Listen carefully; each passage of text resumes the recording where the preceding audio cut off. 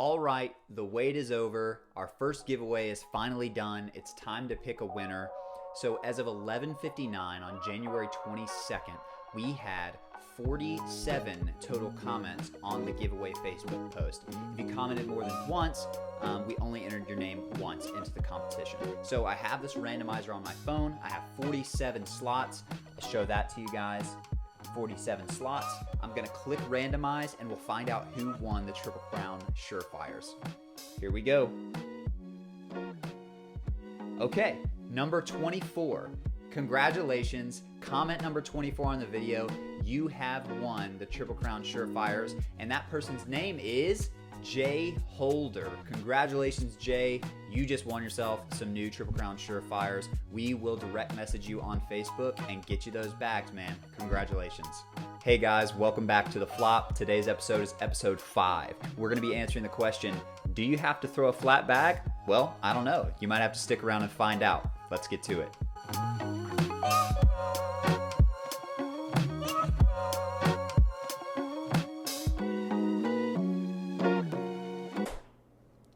And we're rolling. Welcome back, everybody, to episode 5 of The Flop. Dad, how are you doing? I'm doing great, man. Can't wait to dive into today's topic. Yeah, me either. It's going to be awesome. I think it's going to be a fun episode for sure. We're going to talk about some controversial stuff. You know, do I have to throw a flat bag? Do I not? I think, it's going to be a great episode. But first, let's dive in to a little bit of business. First off, we'd like to thank our sponsors, Triple Crown Cornhole. They actually have a brief announcement following their event that they just did this past weekend at Grand Falls Casino. So the announcement is that the Triple Crown bonus didn't go out at the Grand Falls Casino. This means that the Advanced Pro Triple Crown bonus will be $3,500 at the Billion Auto Cornhole Classic at Riverside Casino and Golf Resort. This is going to be April 1st through the 3rd, and the competitive division Triple Crown bonus will be $1,500. So go out there and get your money, guys. These are going to be awesome events. I know the one this past weekend was awesome. It was really fun to watch, and stay tuned for more Triple Crown events. Thanks, guys. Another announcement that we have, pretty cool. If you would like, a sweatshirt or something that just, represents the Flop Nation, we actually are really excited to announce that we have launched a merch store on Teespring, and we are going to be giving you a link that's going to give you all the information you need to access the merch to buy some cool Flop Nation stuff, and it'll be awesome. It'll be great. Yeah, good stuff. We're really excited about it. Heck yeah, it's going to be a good time. So, okay, let's get into it. The question of the day is, do you have to throw a flat bag? And we say probably. And here's why. When you're playing a game with a repeating motion, you really want to eliminate as many variables as possible. So, Dad, can you talk about the flat bag and just how important it is in your development as a player? Absolutely. I think that it is very important when you're in the beginning to middle area of, excuse me, when you're in the beginning to middle area of your cornhole journey, because you do want to eliminate all the variants that can happen in the throw. I prefer starting out to stand stationary, to do simple arm swing do a simple arm swing mechanic, and then to have my bag as flat as possible. Because if I do everything right, then a flat bag is going to hit the board and travel straight. So it's very important when you're starting out to make sure that you can get that bag to go where you want it to go. And so many times you see people who, especially throwing carpet or a slower type of bag, if their bag's not perfectly straight or perfectly flat, it's going to kick every time. So most of the time it might hit right in front of the hole, kick to the right, and you're missing those points. You're leaving points on the board. Whereas if you throw a carpet bag perfectly flat, the chances of it kicking are very small. It's going to typically go straight when it hits the board. So I think especially when you're starting out, you want that bag to be as flat as possible. Yeah, absolutely. I totally agree. But it does, what I like to say is you want to know that if you do your job, you execute everything properly, your throwing mechanics, your focus, your swing, everything, your release, You want to know that if you do your job properly, that the bag is going to do its job. And so all we're doing when we throw a flat bag is we're just ensuring that, the bag is doing what it's supposed to do when it hits the board. And so Right. really it's on us when we throw. If we can throw a flat bag, any errors going off to the right, going off to the left, going off the back, it's all on us, So yeah, Right. it just eliminates that inconsistency when the bag is hitting the board. Absolutely. I mean, that's a very important distinction to make, whether it was a bag error or if it was a user error. Mm-hmm. And if your bag is kicking all over the place, it's virtually impossible to adjust to that. I mean, some players are able to say, well, every single bag I throw is kicking right. So they make that little adjustment and pull maybe their shot a little over to the left in hopes that that right kick will go to the hole. But we have also all seen it and been privy to it. My bag is kicking. I'll adjust to the left, and then all of a sudden you throw the straightest bag in the history of the world. Yeah. And so it's you want to limit that. I mean, why do you want to have to second guess? Well, maybe if I just shift it 9 degrees to the right off center and judge for the Coriolis effect and the rotation of the earth, the bag should go in the hole. I mean, just throw a flat bag. Just, you know what I mean? Throw a flat bag. It's going to hit the board. It's going to go straight. So I think it's super important. Yeah, and the thing about a flat bag is your bag is never flat enough. I mean, it's really a work in progress, especially for me, and it's something that I'm really, really working on. And I kind of, at points in my practice, I prioritize that over, results sometimes, over points and PPR and things like that, because I know that if I put the investment on this end, and having a bag that flies true and flies well and lands consistently and does what I want it to do when it hits the board, I know that later in my career, I'm going to be much better for it. Absolutely. I would agree with that completely. In fact, when I first started my journey in cornhole, and I'm talking about the family gathering journey, not blind draws or anything. I was not even close to blind draw level yet. When I first started throwing at the river on vacation and things like that, I held the bag from the corner and flipped it end over end. So it was almost like a throwing star. It went, straight. Now I felt like I was pretty good that way. And I was always one of the better players with the family, but it just was a terrible way to throw. And so when I started to, try to be competitive at this sport, I realized really quickly, number one, I had been throwing duck cloth bags. There was no distinction in either side of that bag. It didn't matter how it landed. More than likely, it was just going to slide, Yep. But when you're dealing with a two-sided bag, if it lands more on the stick side and it's at that severe angle, you're going to get a terrible kick. Oh, yeah. If it lands on the fast side, you're just going to slide right off the board. So I learned really quickly that it was important to make the bag do what I wanted it to do and not be at the mercy of the bag itself. So when I first started off, I went into flat bag training. I mean, I went into that is my number one goal. And I was terrible. I was awful. And I threw that bag all over the place. Front boards, side boards, missed the board completely. And I just kept working, and my bag was getting flatter, and I was still horrible. Then I got to the point where I was throwing a really flat bag and still had no accuracy. So it was time to take that training to the next level. Now we're dialing it in. So I had the flat bag. I was proud of the flat bag, but I needed to be able to use it to my advantage. And as I started to dial it in, I got better and better. I was able to control the bag more. I was able to get the bag to do what I wanted it to do. And not be at the mercy of the bag. And it is a game changer. Not a horrible game changer that all cornhole makes, but an actual game changer in the game. Oh, man. Well, I think it's a really good I think that's a really good segue into what we're going to talk about next, because I know that... And I'm just kidding, all cornhole. I don't really think they're awful. No. They're fine. They're fine bags. They go in the hole for sure. They do their job For sure. But they do their job. Yeah, absolutely. So our next topic that we're going to move into actually is, talking about game changers, talking about material. There are people, namely the best cornhole player on planet Earth, in Matt Guy, that actually does not really throw that flat of a bag. But what I would say when you're talking about someone like Matt Guy, he understands his throw, and he has put in countless hours to perfect that throw. We were talking earlier this week, and people like to use the excuse all the time, oh, Bill Gates dropped out of college.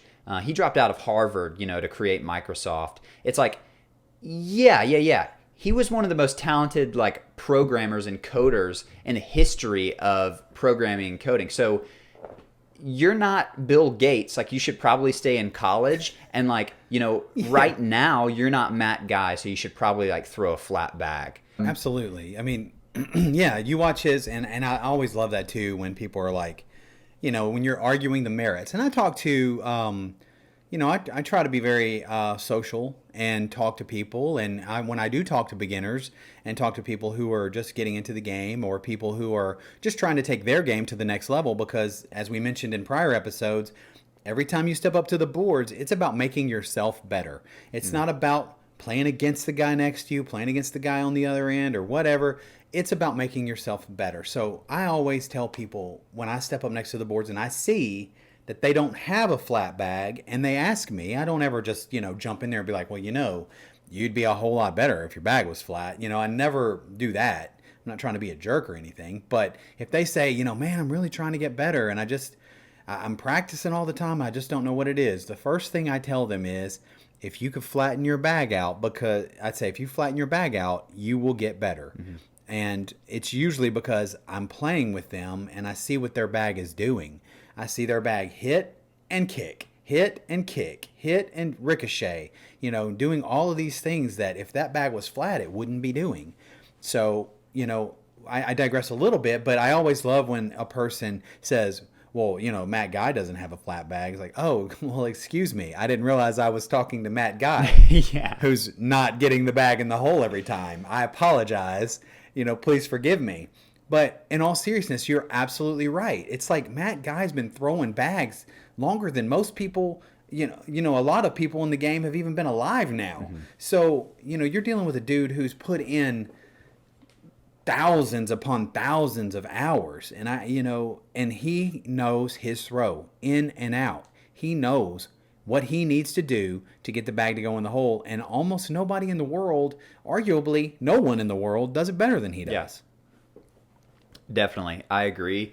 One thing I wanted to mention, though, when we talk about implementing changes in your game, it is a process. It's a process to go from, like you did, holding the corner of the bag and flicking it. If you have something that works for you or works relatively well, I completely understand the sentiment that you don't want to go to a blind draw and implement that change.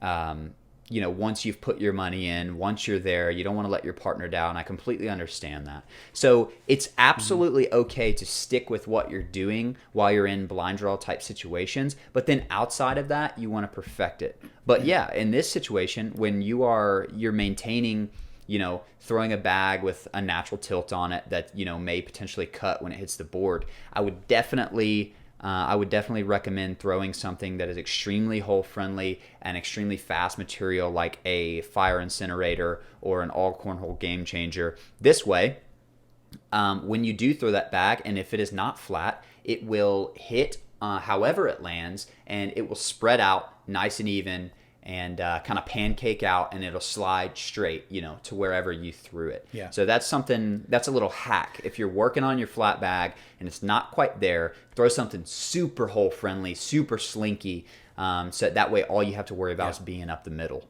Oh yeah, absolutely. Excellent point. And so yes, you want to do that, but you don't want to do it to the detriment of your throw either. You want to take into consideration, if you're not great with super fast bags because you're throwing off the board and all this stuff like that, then, try to find you something that maybe you can work with. I think a Surefire or a Deadhead is a good option if the boards aren't playing too slow. A caveat on that is a super humid board. is going to wreak havoc with a Surefire, a Deadhead, Blackwater from Black Sheep. These bags turn into absolute glue on humid boards, but on a board that's running pretty true, that can be your lifesaver if you're trying to get into the intricacies of flattening out your bag. These bags are great. They're controllable. They play really well on true board conditions, and it could be a good option for you. But I will also say, under that same caveat about humid boards, a Game Changer, the patch side can also kick a lot on a humid board. So, if you're comfortable throwing a super fast bag, then yes, throw the fast side of that Game Changer. Throw an All Slide, an Incinerator, a Pro Sniper, a Sure Shot Loco. Throw any one of these types of bags because they're hole friendly and they will flatten out, and that does reduce the kick greatly.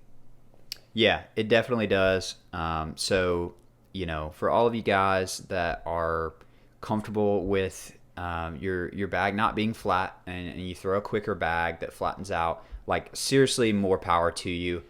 We're just talking about things that have really benefited us and have really they've really progressed us in our game. And for me, the flat bag was one of the biggest bangs for your buck that you can do when you're trying to find ways to get better. It's like that's the quickest way to get better for sure, is eliminate variables in that way. Absolutely. Another thing, when we're talking about throwing flat bags, that you're going to see inevitably when you go to any type of event, and it typically happens with high-level players, high advanced pro players. A lot of times you will see players throw with a natural tilt on the bag, and this is something that is intentional. If you watch our favorite player of all time, no argument, he's the best, Eric Davis. He throws a bag that has a cant to it, and this benefits him in a lot of ways. And it benefits him so much that he even, throws that bag that way most of the time. Dad, what do you think about the natural tilt that you see when players do it, and why do you think people do it? Well, you're absolutely right. People who throw that natural tilt, they are definitely doing it on. It's definitely something that they have trained themselves to do. And again, it is countless hours putting yourself, putting yourself in the best position to throw the best bag that you can do. And this is what they have found to be the answer to that. So yes, when they're throwing these, if you notice Eric Davis, for instance, who is just arguably just one of the best in the world, and I think will make that next level step and just beating everyone here shortly. Mm-hmm. But his bag on an open board will almost like flop, not a full flop, but it will smack the board in such a way that it lifts an edge and goes in the hole, even on an open board. So naturally, when he does this, it enables him to execute the roll bags really well, or to even execute the little step hop that he likes to do. So like if you throw that blocker, he might not do a full roll over your bag, but it'll pop and lift the edge over the bag and go straight in the hole. Yeah, and crazy. So these sorts of throws, and another guy that does it is Eric Anderson. His bag has a natural kind of tilt to it as well. They all usually, this natural tilt on this bag is usually done with the slower bag, like a carpet bag or an Assault, which doesn't quite have a carpet material, but is also still very, a good bag to flip and roll. But again, it is hours and hours and hours of training that has got them to this point, and they throw that bag with purpose. And so, again, this is a next level player that we're talking about. This is not your beginner player who says, hey, I'm just getting into cornhole. Let me try to throw this natural tilt bag and see what I can do, because it's probably not going to work out as well for you as it works out for them. So that's something to keep in mind. Yeah, it's definitely an advanced tactic that a lot of players use, and that tactic allows them to cut a little bit easier and roll a little bit easier. If you look at players that are the best at executing rolls and cuts, we always pay attention to when they execute rolls and cuts, but really if you watch them throw on an open board, they're throwing a bag that looks very, very similar to that roll and cut that they're doing when bags are in the way. There just aren't bags in the way. So the bag is, Right. hitting, kind of flopping, and almost toppling into the hole as opposed to landing perfectly flat and sliding in the hole. It's really interesting. Right. Definitely pay attention to it. It's something Eric Davis does a little bit. He'll throw, his first bag, throw a blocker bag, and it's coming back loaded. And we'll do a whole episode on how to throw roll bags and stuff because it's fun. The show's called The Flop. We got to do it. We got to do a flop bag episode.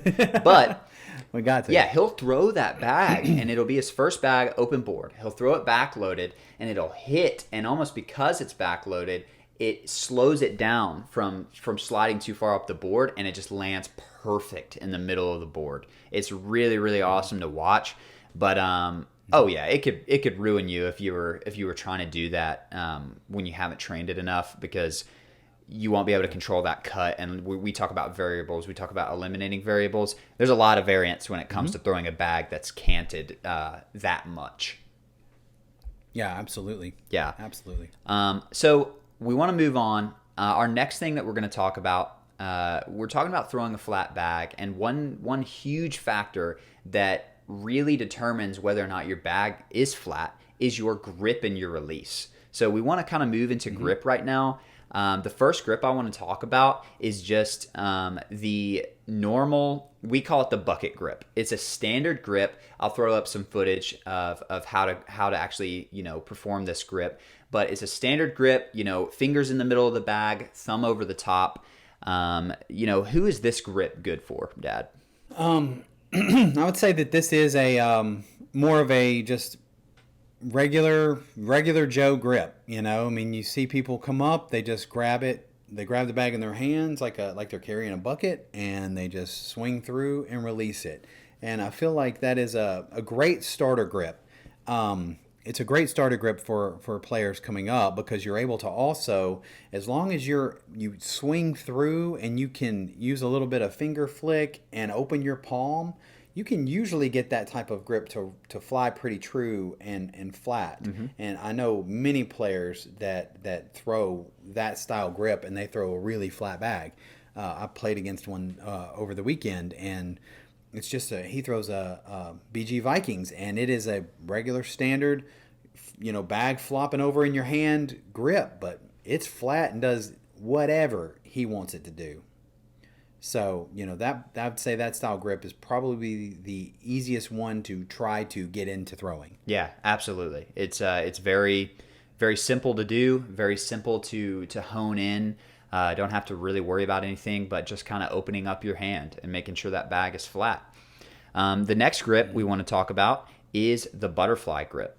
Now, this grip is something that actually kind of started with younger players that had small hands, or women that had smaller hands, and people that just couldn't do that standard grip. They couldn't grab the entire bag like that. So they've implemented this grip where now they can bunch up the bag, they pull the fabric in on itself, and it actually creates a really, really good bag flight. And you'll see a lot of the top players throwing with this butterfly grip. What do you think about the butterfly, Dad? I'm a little biased and a little partial to the butterfly grip, because that's the grip that I use.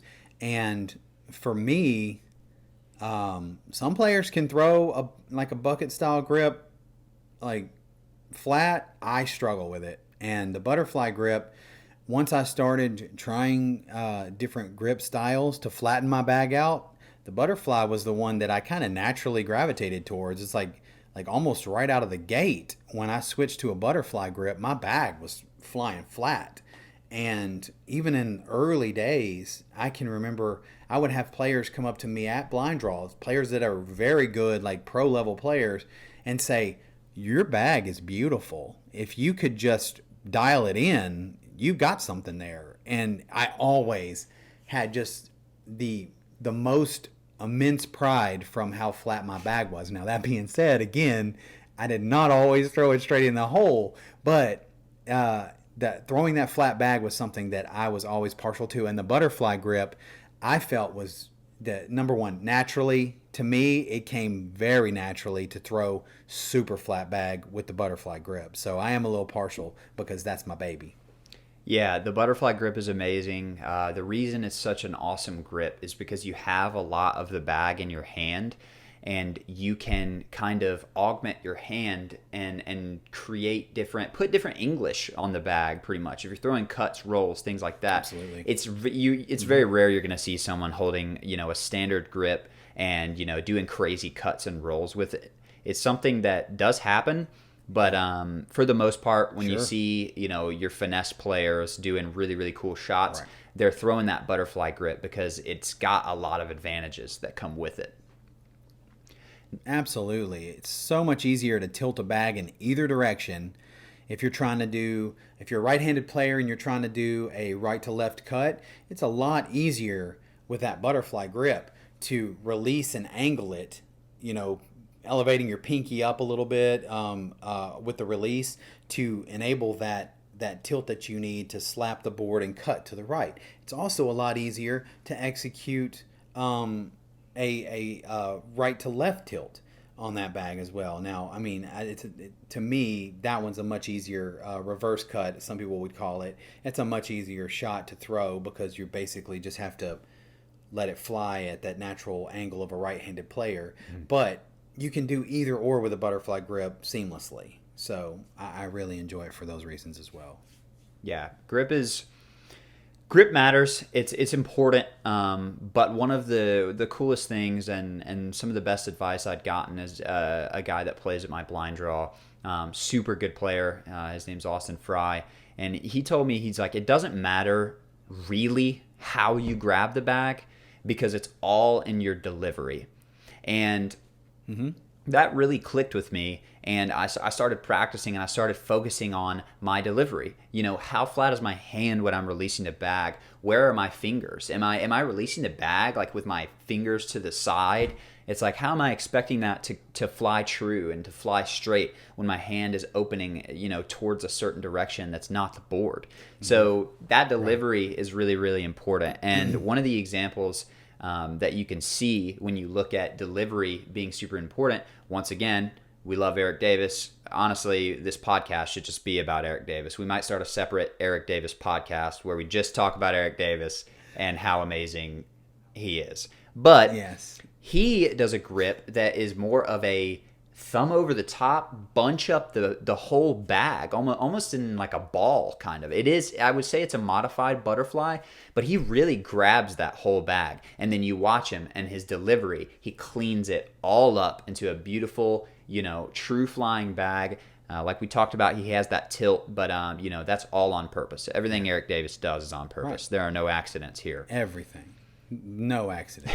Absolutely not. And sometimes you watch and you just are in complete and utter awe of the stuff that he does. But it all comes down to just practice, man. Just hours and hours and hours of perfecting your craft. It's like we preach on this show.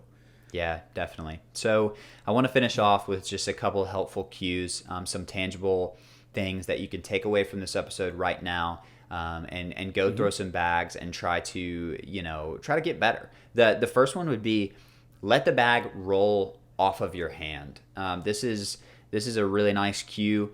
As you're opening your hand, whatever grip you do, you're not forcing that bag. You're not flicking it like a Frisbee. You are allowing the momentum of your arm to carry the bag through its flight or through its motion, and the bag is rolling off of your hand, and you're just releasing with that flat hand.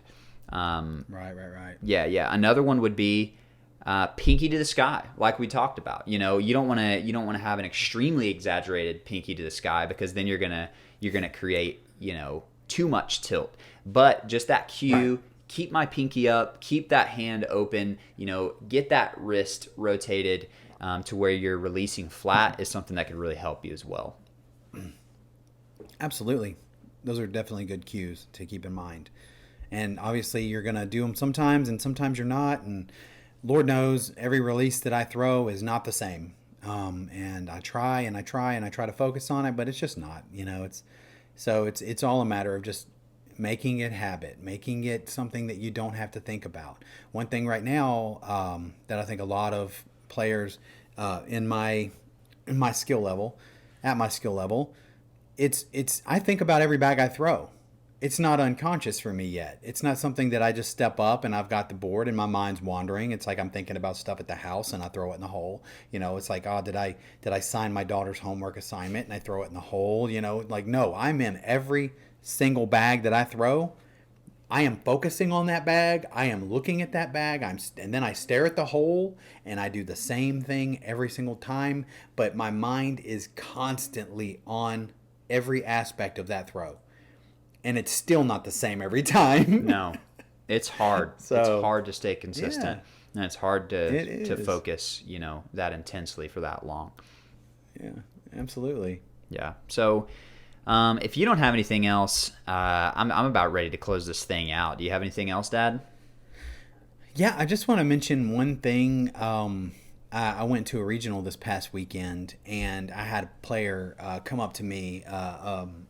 A player come up to me, and I was actually in the middle of the game, and she was like, hey, I'm sorry, I know you're in the middle of the game, but I just wanted to say to you that I really enjoy your podcast and I listen to it a lot. She said that in fact she had listened to the Blind Draw Mentality episode 3 or 4 times because that's something that she personally struggles with. She beats herself up when she does poorly. She gets in a bad headspace when she's playing, and of course that doesn't help anything. So she came up and specifically said that our Blind Draw Mentality episode really struck a chord with her, and then she really appreciated what we were doing.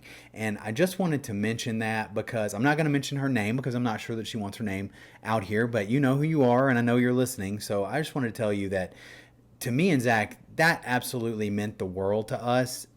It almost brought me to tears really in that moment because it was like, we set out to do this to make a difference and to help players and to help people grow in their love for this sport. And so for you to come up and say that we've touched you and that we've helped you, that meant the absolute most to me. And I feel like if we only have one person who's getting something valuable out of this podcast, it's worth it to me. And it just was so special. And I just wanted to give you that nod and to let you know that, we hear you and we're going to keep making content for you. So I hope that we're able to help you more along the way. That's such a cool moment, and yeah, that's everything that we want this show to be about. That definitely fires me up, definitely gets me motivated to keep pushing out content 100%. For you guys, because absolutely, yeah, if it helps one person, I just get so upset when I see people giving up on the game because they're treated poorly or they're at an earlier stage, and that's just not what we're about, and we won't accept any type of behavior like that, like within our community either. So right. We just want to build people up. We want to make this sport a fun, awesome thing to do. And we want to help you get awesome at it too. We want to help you, right. have fun being good, but yeah, it's just, it's great. We're really excited to be doing this. And it's a huge blessing that we have people already that are being touched by what we're doing. Absolutely. I mean, it was just so special. And also, last note that I'd have on this is I feel like this is a wonderful way for Zach and I to remain accountable. We're putting out in the world for anyone who wants to listen to us talk about positive attitudes and having the right mindset when you go into a blind draw. So how am I going to show up at a blind draw now with a bad attitude? How am I going to show up at a blind draw without being in the right headspace? It's just, it's just a great way to stay accountable. It's like, I've got to have a good attitude because I sit here for the world to see and talk about how important it is. So it is very important. And I'm, for one, glad that we're doing this. And I enjoy the time that I get to spend doing this with my son, who lives a long way away from me. So that is very important. But the simple fact that he and I get to spend this time together and it's actually making a difference in someone's life is so special. So thank you so much for coming up and saying that. It really means the world to us. And we hope that you are not alone in getting benefit from what we're doing, because that's what we're trying to do. We're just trying to help. That's right. That's right. Well, now that we've tugged on the heartstrings of the entire internet, I guess we can go ahead and close this out. So thank you guys so much for listening. Really, really fun episode. I love talking about little things, little things that create big results. And so we just want to thank our sponsors, Triple Crown Cornhole. You guys are awesome. We really appreciate everything you do for us. And also, we want to plug our new merch store. It's going to be great. If you want stuff that looks like this, then check it out because it's going to be awesome. We definitely want to see some flop merch around, and we look forward to seeing you guys in the next one.